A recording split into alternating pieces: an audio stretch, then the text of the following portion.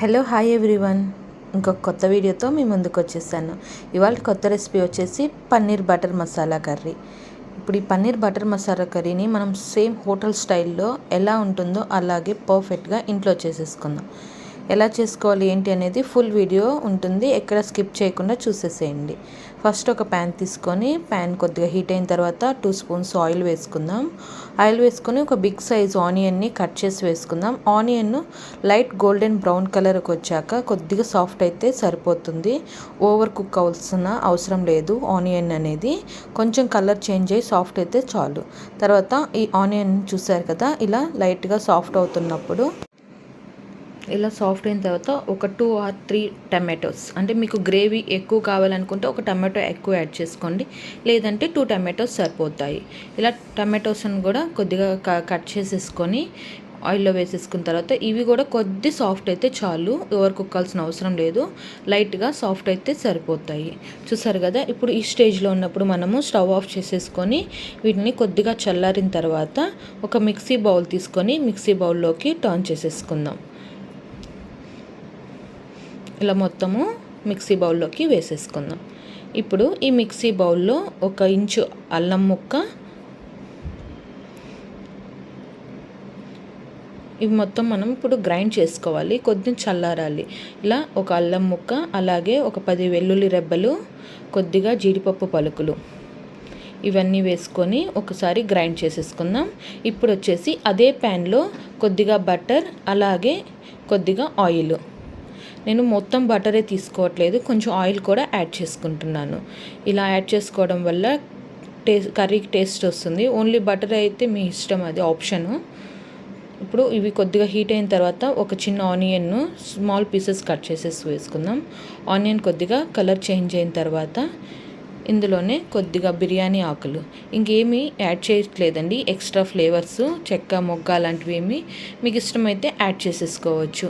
బిర్యానీ ఆకు వేసుకున్న తర్వాత మన కర్రీకి కొంచెం ఫ్లేవర్ బాగుంటుంది, మసాలా ఫ్లేవర్ లాగా. ఇప్పుడు మనం ముందుగా గ్రైండ్ చేసి పెట్టుకున్న ఆనియన్ పేస్ట్ వేసేసుకుందాం. ఈ ఆనియన్ పేస్ట్ వచ్చేసి మనకి బాగా ఫ్రై అవ్వాలి, అంటే ఆల్రెడీ ఫ్రై అయి ఉన్నాయి, కొంచెం ఆయిల్ సపరేట్ అయ్యేంత వరకు ఫ్రై చేసుకుందాం. చూసారు కదా, మీరు అబ్జర్వ్ చేస్తే ఆయిల్ అనేది సపరేట్ అయిపోతుంది. ఇప్పుడు ఇందులో ఒక చిటికెడు పసుపు, రుచికి సరిపడా సాల్ట్, అలాగే కొద్దిగా కారము అనేది మీ స్పైసీకి తగ్గట్టు యాడ్ చేసుకోండి. ఇప్పుడు ఇవి కొద్దిగా ఫ్రై అవ్వాలి, కొంచెం కారం అనేది పచ్చివాసన పోయే వరకు అట్లా ఫ్రై చేసేసుకుంటే ఈ మసాలా అంతా మనము మీడియం ఫ్లేమ్లో పెట్టుకొని చేసుకోవాలి. అలా చేసుకోవడం వల్ల మసాలా మాడిపోకుండా ఉంటుంది. మసాలా మాడిపోతే కర్రీ టేస్టే మారిపోతుంది. తర్వాత పచ్చి బఠానీ, మీ దగ్గర పచ్చి బఠానీ లేకపోతే కొంచెం బఠానీ అనేది ముందుగా నానబెట్టుకొని డ్రై అయినా వేసేసుకోండి, లేదంటే ఆప్షనల్గా తీసుకోండి. బఠానీ వేసుకున్నాము, బఠానీ కూడా కొద్దిగా ఫ్రై చేసుకున్న తర్వాత కొంచెం ఒక 1 కప్ ఆర్ 1.5 కప్ వాటర్ వేసుకుంటున్నాం. చూసారు కదా, ఇలా గ్రేవీకి సరిపడా, మరి ఎక్కువ వేసేసుకుంటే లూజ్ అయిపోతుంది, సో కర్రీ అనేది అంత బాగుండదు.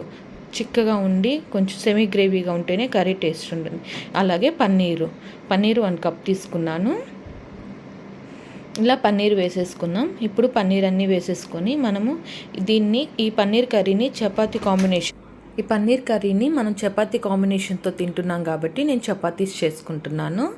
మీకు ఇష్టమైతే పుల్కా, అలాగే రోటీస్, డ్రై రోటీస్ అంటే వితౌట్ ఆయిల్, రైస్లోకి దేంట్లోకైనా ఎంజాయ్ చేయొచ్చు. కర్రీ అనేది చాలా టేస్టీగా ఉంటుంది.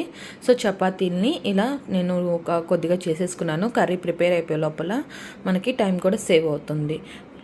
సో చూసారు కదా, ఎలా చపాతీలు మీకు ఎలా చేసుకోవాలి, సాఫ్ట్గా ఎలా రావాలని అనేది నెక్స్ట్ వీడియోలో చూపిస్తాను.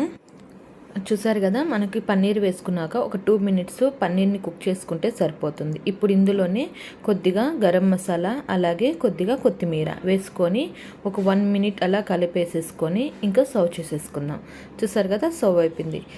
పన్నీర్ కర్రీ ఎలా వచ్చింది అనేది మీరు చపాతీ ఎంజాయ్ చేసి నాకు కామెంట్ చేయండి. Thanks for watching.